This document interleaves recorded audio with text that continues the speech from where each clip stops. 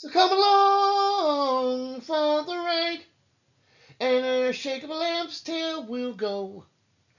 Be still now and close your eyes and dream. Hang it out with the Sandman. You look so sweet, my child. Hanging out with the Sandman.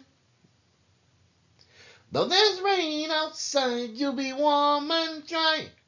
The thunder and the lightning won't hurt you now. So go to sleep, my love. Hanging out with the Sandman. Welcome to another exciting episode of the Unrelenting Alchemist.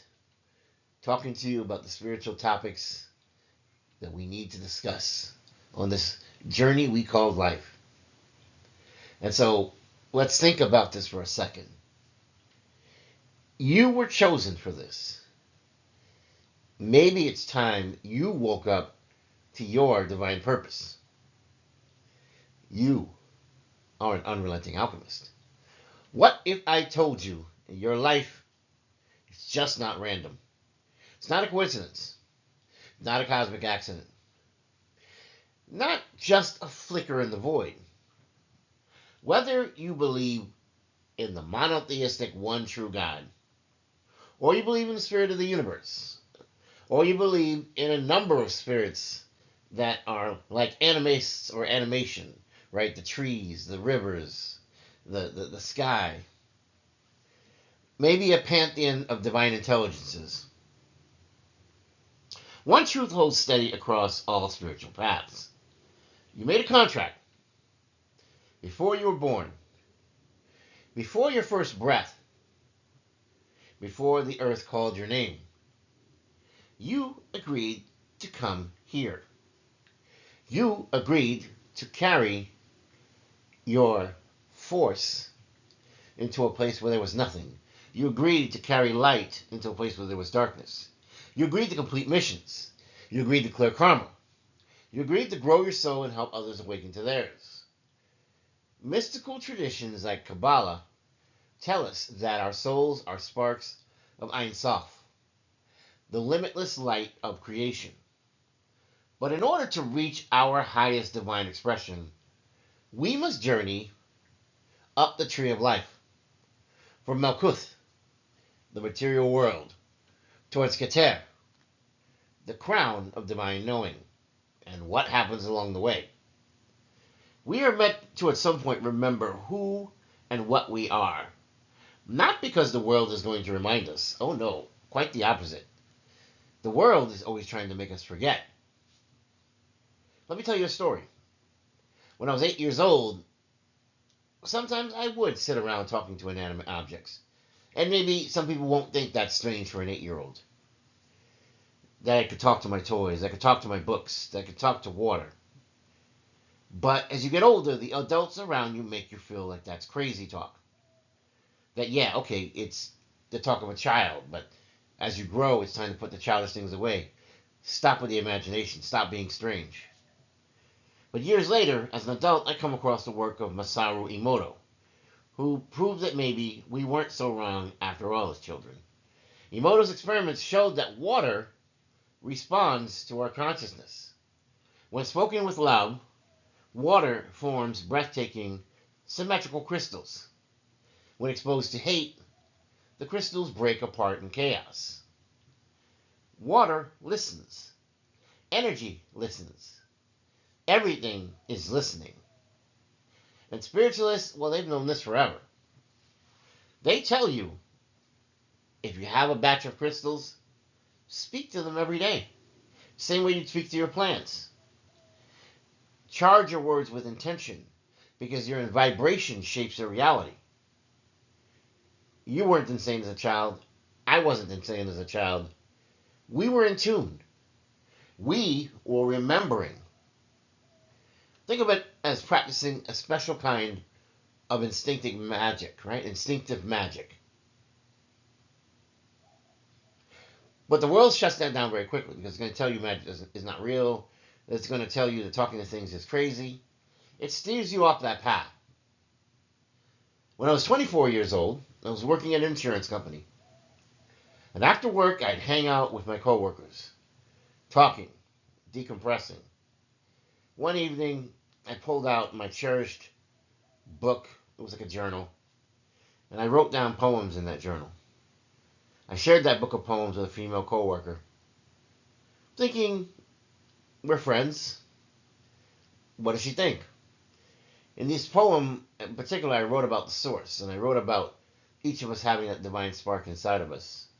How our sense of separation is something we create, that's not the way things are naturally supposed to be. We invent these rifts. We create these wars.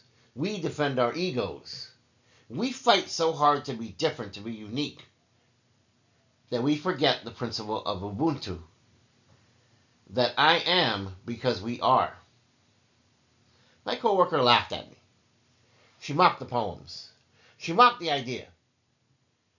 And I felt shame in that moment, right? As most any human would. Because just like that, she caused me to feel like I was doing something silly or stupid, and I stopped writing. I stopped doing journals. I buried my light. I stayed silent. That one moment of mockery sealed me more tightly into the matrix of forgetfulness. And that's what the world loves to do. It doesn't want you to remember. But God wants you to remember. The divine wants you to remember. Spirit wants you to remember. Ancient systems like Buddhism and Hinduism have been saying it all along. The separation of us all is the illusion. We are not isolated fragments. We are divine beings entangled in one great spiritual dance. This world is not chaotic. It's not random. It is absolutely structured. It's a living universe. It's absolutely intelligent. It's built on laws, both physical and spiritual. Now, I'm not telling you to go jump off a building and think you can fly. That's not the point. And I'll tell you this, if you jump off a building, gravity's not going to ask for your permission. It's going to pull you at 9.8 meters per second. Or we can call that 9.8 meters per second squared. Until air resistance slows you down. Drag will increase with speed until it balances your weight. But when that happens, you've now hit terminal velocity. Because now you're not really going to keep accelerating. Your velocity is going to remain the same because your acceleration becomes zero. That's a rule. And this universe is not random. It runs on rules. If you remember high school, you remember Newton's second law. F equals ma. Force equals mass times acceleration. Your mass, well, that's the weight of your past. It becomes your karma. Your acceleration, well, that's your evolution. And you're going to move as quickly as you catch on. Your courage, the force, well, that's your divine calling pulling you forward. And so F equals ma has more than just a scientific connotation, it has a spiritual one. And you're not here to drift downward under pressure. You're here to rise. Even in the most cutting edge view of physics, let's say you took Wolfram, right? So you might know him for his programs on the internet that deal with mathematics. You had Wolfram's Boolean. Every action, every outcome follows structure. Every decision you make collapses a wave function, choosing one reality among infinite timelines. We know that from quantum mechanics. And so Wolfram's Boolean takes this into account. What if you could take into account every possibility that could happen? Then it wouldn't be a game of chance anymore. It could be a soul-engineered mission. Because you're not an accident, you're an assignment. So the question becomes, what pathways are you going to choose in this life? What will you do with this life? Will you waste it trying to fit in? Will you play it safe, live risk-free, and die unknown? But you still had a comfortable life, right? You didn't have to do a whole lot of work. Or would you embrace the unknown? Will you wake up? Will you remember? Will you take the red pill instead of the blue pill? Will you reclaim your spark, your magic, your contract? Because the divine hasn't forgotten. The divine is always watching. And the divine loves you still, even if you make the wrong choice. But it's waiting on you. It's waiting on you to rise. It's waiting on you to remember. It's waiting on you to break free, to go big or to go home. You were chosen for this. Now act like it. Stay sharp. Stay sovereign. There's much work to be done. We're far from cracking the surface of this. Because once you actually realize what your mission is, then you have to figure out your tactics and strategy of getting to where you need to go. Thank you for joining me in the Sacred Hour. This has been another exciting episode of the Unrelenting Alchemist, and I hope you've enjoyed this content thus far.